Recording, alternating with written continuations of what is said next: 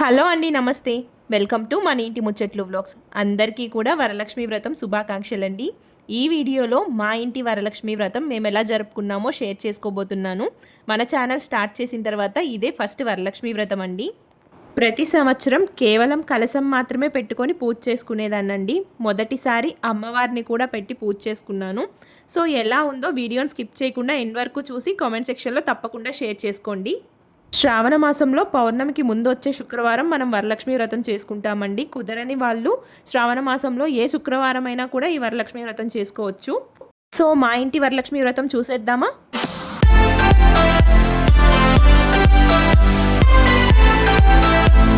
ముందు రోజు నైట్ 2:30 అయిపోయిందనమాట పడుకోవడానికి. మళ్ళీ మార్నింగ్ 4:30 కల్లా లేచి రెడీ అయిపోయాయి అనమాట స్నానం చేసేసి.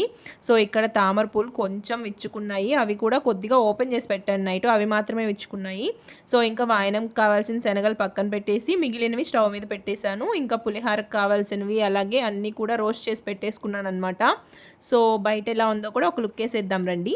ముందు రోజు చేసుకోవాలనుకున్న వర్క్స్లో ముగ్గు వేయడం ఒక్కటే పెండింగ్ పడిపోయింది, రిమైనింగ్ అన్నీ అయిపోయాయి. బయట చూస్తే అసలు అర్ధరాత్రిలా ఉంది. పడుకున్నాను, అనవసరంగా వేస్ట్ అనిపించింది అనమాట. అట్లా పడుకున్నాను, ఇట్లా లేసేసాను. బట్ పడుకోకపోతే అస్సలు అవ్వదులే అని కాసేపు అట్లా పడుకున్నాను. సో ఫస్ట్ అయితే ముగ్గు వేసేస్తున్నాను. ఏదేదో వేద్దాం అనుకున్నాను, అప్పటికి ఏదో గుర్తొచ్చింది, అలా నా ఓన్ క్రియేటివిటీ వేసేసాను అనమాట. ఎట్లా ఉంది మీరే కామెంట్ సెక్షన్లో చెప్పాలి. గుమ్మం ముందు ముగ్గు వేయగానే ఇంటికి పండగ కళ వచ్చేస్తుంది కదా. సో సింపుల్గా వేసినా చాలా క్యూట్గా ఉన్నింది. సో ఇలా తోరణాలు కట్టి గుమ్మానికి పూలమాలలు వేస్తే నాకు చాలా ఇష్టం. ఇక్కడ నైవేద్యాల కోసం ప్రిపేర్ చేస్తున్నాను. సో 7 రకాల నైవేద్యాలు అయితే ప్రిపేర్ చేస్తున్నానండి. వచ్చిన ముత్తైదువులందరికీ వాయనంతో పాటు ప్రసాదాలు కూడా ఇస్తాను, అందుకే కొంచెం ఎక్కువ క్వాంటిటీలోనే ప్రిపేర్ చేస్తాను. ఇక్కడ రైస్ వచ్చేసి పులిహార కోసం ఆల్రెడీ కుక్కర్లో పెట్టేశాను ముగ్గు వేయడానికి ముందే. ఇక్కడ తాలింపు పెట్టేస్తున్నాను. ముందు రోజే చింతపండు పేస్ట్ అది రెడీ చేసి పెట్టుకునేసాను అనమాట. దాన్ని ఇందులో మిక్స్ చేసేసుకొని రైస్లో కలుపుకునేస్తే పులిహార అనేది మనకి రెడీ అయిపోతుంది. ముందు రోజే నేను కొన్ని ప్రిపేర్ చేసి పెట్టుకునేసానండి నైవేద్యాల కోసం అని చెప్పేసి. సో ఇలా ముందు రోజు ప్రిపేర్ చేసుకోవడం వల్ల నాకు పొద్దున్నే కొంచెం ఫాస్ట్గా అయిపోతాయి అనమాట ప్రసాదాలు చేసుకోవడము. లేకపోతే టైం సరిపోదు, ఎందుకంటే ఫ్రైడే రోజు 10:30 నుంచి రావుకాలం స్టార్ట్ అవుతుంది కాబట్టి ఈలోపే మనం పూజ స్టార్ట్ చేసేయాలి. కాబట్టి నైవేద్యాలు అలాగే పూజ గదిలో అలంకరణ ఇవన్నీ చూసుకోవాలంటే మనకి టైం సరిపోదు కదా. పూజ స్టార్ట్ చేయడానికి ముందు హడావిడిలో పడి మర్చిపోకుండా ఖచ్చితంగా కాళ్ళకి పసుపు అనేది రాసుకోవాలండి. ఎక్కడ కూడా గ్యాప్ లేకుండా చక్కగా ముందు వెనుక మొత్తం కవర్ అయ్యేలాగా పసుపు రాసేసుకోవాలి. వరలక్ష్మి వ్రతం స్టార్ట్ చేయడానికి ముందు ఫస్ట్ గడప పూజ చేసుకుంటామండి. గడపని మనం శ్రీ మహాలక్ష్మి స్వరూపంగా భావిస్తాం కాబట్టి ఆ గడపకి చక్కగా పూజ చేసుకున్న తర్వాత మనం అమ్మవారిని లోపలికి ఆహ్వానిస్తున్నట్లు అనమాట. క్షీరాబ్ది తనయి శ్రీ మహాలక్ష్మి అంటారు కదా. కొద్దిగా గడపకు పాలు పోసి పువ్వులు పెట్టి దీపం వెలిగించి ధూపం చూపించి హారతిచ్చి సింపుల్గా గడప పూజ అయితే చేసేసుకున్నానండి. ఇంటి ముందు చక్కగా ముగ్గులు వేసి గుమ్మానికి ఇలా పూలమాలలు తోరణాలు కట్టి చక్కగా పూజ చేసిన తర్వాత ఇల్లంతా కూడా కలకల్లాడుతూ ఉంటే ఆ శ్రీ మహాలక్ష్మి చిరునవ్వుతో మన ఇంట్లోకి అడుగు పెడుతుందంట.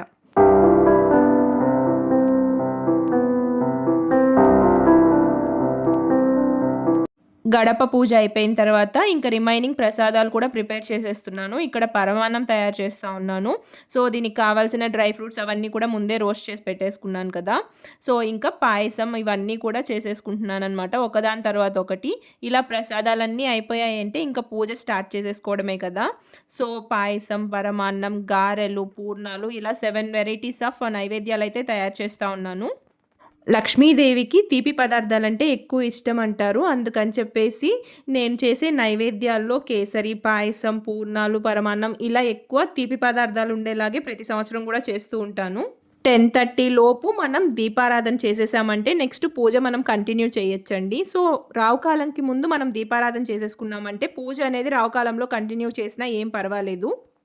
మనం ప్రతిరోజు నిత్య దీపారాధన ఎలా చేసుకుంటామో పూజ గదిలో అదేవిధంగా దీపాలను వెలిగించిన తర్వాత పూజ చేసుకున్న తర్వాత మనం తులసి కోట దగ్గర కూడా పూజ చేసుకోవాలండి.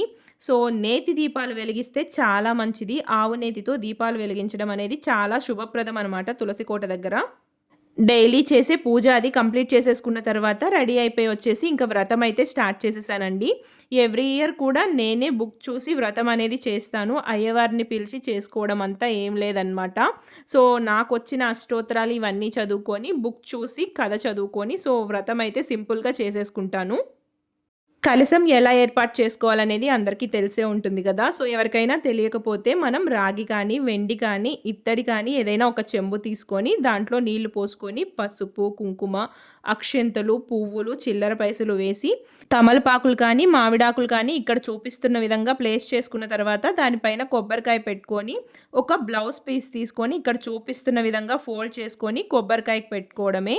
సో, రెడ్ కానీ, గ్రీన్ కానీ ఏదైనా కలర్‌లో ఒక బ్లౌజ్ పీస్ తీసుకొని మనం కొబ్బరికాయకి ప్లేస్ చేసేసుకున్నామంటే కలశం అనేది రెడీ చేసేసుకున్నట్టే.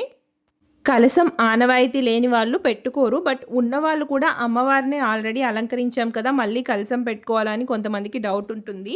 మనం అమ్మవారిని అలంకరించినా సరే కలశం అనేది తప్పకుండా పెట్టుకోవాలండి. అమ్మవారిని అలంకరించుకోవడం అనేది మనం అమ్మవారిని చూసి ఆనందపడడానికే కానీ కలశం అనేది తప్పకుండా పూజలో మనం పెట్టుకోవాలి. ప్రసాదాలు ప్రిపేర్ చేసే హడావిడిలో పడిపోయి అమ్మవారిని అలంకరించేటప్పుడు వీడియో షూట్ చేయడం అయితే మర్చిపోయానండి. సో, ఫస్ట్ టైం అమ్మవారిని అలంకరించాననమాట. నాకైతే చాలా బాగా అనిపించింది. శారీ కాకుండా బ్లౌజ్ పీసెస్తోనే సింపుల్‌గా అమ్మవారి అలంకరణ అయితే చేశానండి. పూలమాల వేయగానే అమ్మవారికి స్పెషల్ అట్రాక్షన్ అయితే వచ్చేసింది. సో, ఎలా ఉన్నారు అమ్మవారు నాతో కామెంట్ సెక్షన్‌లో తప్పకుండా షేర్ చేసుకోండి. 5 పోగుల దారం తీసుకొని పసుపు రాసి ఒక పసుపు కొమ్ముని దానికి కట్టి కలశానికి కట్టుకుంటున్నానండి. సో, వ్రతం అయిపోయిన తర్వాత ఆ పసుపు కొమ్ముని గుమ్మానికి కట్టుకోవచ్చు. చాలామందికి డౌట్ ఉంటుంది కదా! కలశం కింద వేసే బియ్యం, అలాగే కలశంలో ఉన్న కొబ్బరికాయని ఏం చేయాలని చెప్పేసి. నెక్స్ట్ శ్రావణ శుక్రవారం వస్తుంది కదండీ! సో, ఆ శుక్రవారం ఆ బియ్యంతో పొంగలి ప్రసాదంగా చేసి, అలాగే కొబ్బరికాయ కొట్టి మనం అమ్మవారికి నైవేద్యంగా సమర్పించేయొచ్చు. అమ్మవారికి నైవేద్యంగా సమర్పించిన ఆ కొబ్బరికాయతో మనం ఏదైనా స్వీట్ రెసిపీ చేసుకోవాలండి. పచ్చళ్ళు లాంటివి చేసుకోకూడదు. ఇక్కడ మనం అమ్మవారికి వాయనం ఇస్తాం కదండీ! కొత్త శారీ, బ్లౌజ్ పీస్ ఇలా ఏదైనా ఒకవేళ శారీ కాకపోయినా బ్లౌజ్ పీస్ అయినా పెడతాం కదా! దాన్ని వ్రతం తర్వాత మనమే తీసుకోవాలి. ఇంకా నైవేద్యాలు అలాగే అందరి ముత్తైదువులకి ఇవ్వాల్సిన వాయనాలన్నీ కూడా అమ్మవారి దగ్గర పెట్టేశాను. ఇంకా ఫ్రూట్స్, స్వీట్స్ మన శక్తి కొలది ఎన్ని వీలైతే అన్నీ అమ్మవారికి సమర్పించొచ్చు. ఏ పూజైనా, వ్రతమైనా గణపతి పూజతోనే స్టార్ట్ అవుతుంది కాబట్టి ముందుగా పసుపుతో గణపతిని చేసుకొని, గణపతి పూజ చేసుకున్న తర్వాత వరలక్ష్మి వ్రతం స్టార్ట్ చేసుకోవాలి. నా దగ్గరున్న వరలక్ష్మి వ్రతం బుక్‌లోనే గణపతి పూజ కూడా ఉందండి. సో, దాని ప్రకారంగానే పూజ అయితే చేసేసుకున్నాను. నెక్స్ట్ ఇక్కడొచ్చేసి నేను తోరాన్ని తయారు చేసుకుంటూ ఉన్నాను.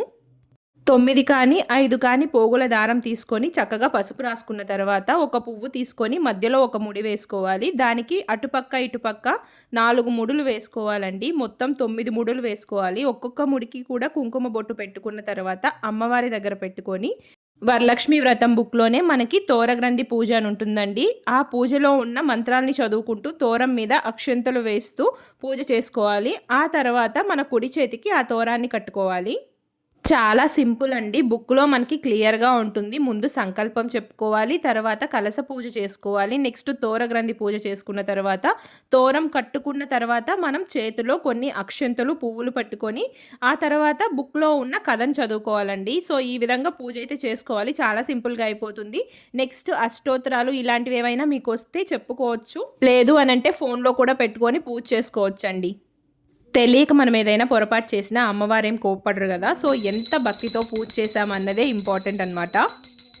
ఫైనల్‌గా మంగళహారతి ఇచ్చేసి పైకి లేచి నిలబడి 3 సార్లు ఆత్మ ప్రదక్షిణ నమస్కారం చేసి మన చేతిలో ఉన్న పువ్వులు, అక్షంతుల్ని మన మనసులో ఉన్న కోరికలన్నీ అమ్మవారికి చెప్పుకొని అమ్మవారి పాదాల దగ్గర వేసేయడమే.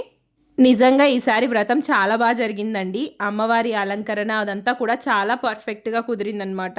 సో, చామంతి పూల మాల వేశాననమాట అమ్మవారికి. సో, అది వేయగానే చాలా మంచి లుక్ అనిపించింది. ఎందుకో పూజ అయిన తర్వాత చూస్తే అమ్మవారి ఫేస్ చాలా కళగా అనిపించింది. ఇక్కడ మా ఇంటి మహాలక్ష్మికి ముందుగా కాళ్ళకి పసుపు రాస్తున్నాననమాట.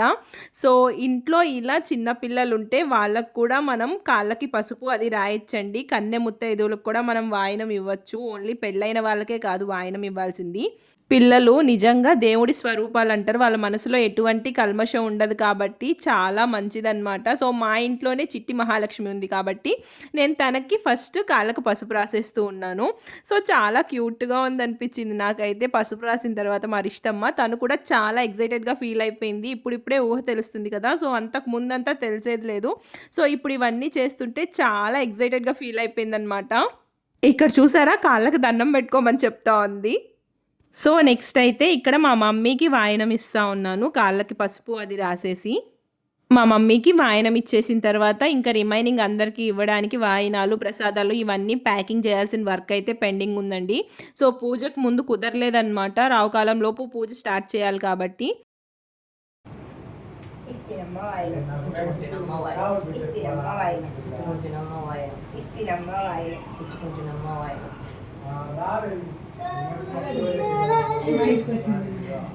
ఎవరు మా ఇంటికి వచ్చింది? ఇక్కడ మా వారి కాళ్ళకు కూడా దండం పెట్టేసి ఆశీర్వాదం తీసేసుకుంటున్నాను అనమాట. సో, ఇయర్లీ వన్సే వస్తుంది ఈ ఛాన్స్ అని చెప్పేసి సూపర్ ఎక్సైటెడ్‌గా ఫీల్ అయిపోతా ఉన్నారు మా వారు. సో, మా ఇంట్లో వరలక్ష్మి వ్రతం అయితే నేను ఈ విధంగా చేసుకున్నానండి. సో, అందరూ ఇలాగే చేసుకోవాలని లేదు. సో, ఇంకా చాలా బాగా చేసుకునే వాళ్ళు ఉంటారు. ఇంకొంచెం సింపుల్‌గా చేసుకునే వాళ్ళు ఉంటారు. నాకైనంతలో నేనైతే ఈ విధంగా చేసుకున్నాను. సో, ఈ వీడియోలో ఏదైనా కొత్త విషయం మీరు తెలుసుకున్నట్లయితే నెక్స్ట్ టైం మీరు వ్రతం చేసుకునేటప్పుడు యూస్‌ఫుల్‌గా ఉంటుందని చెప్పేసి వీడియో పెట్టానండి.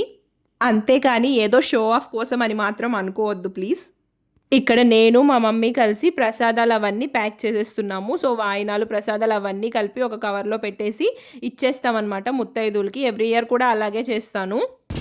ప్యాకింగ్ ప్రసాదాలు టంబ్లర్స్ అన్నమాట. దీంట్లో ప్యాక్ చేసి ఇచ్చేస్తాను. Every year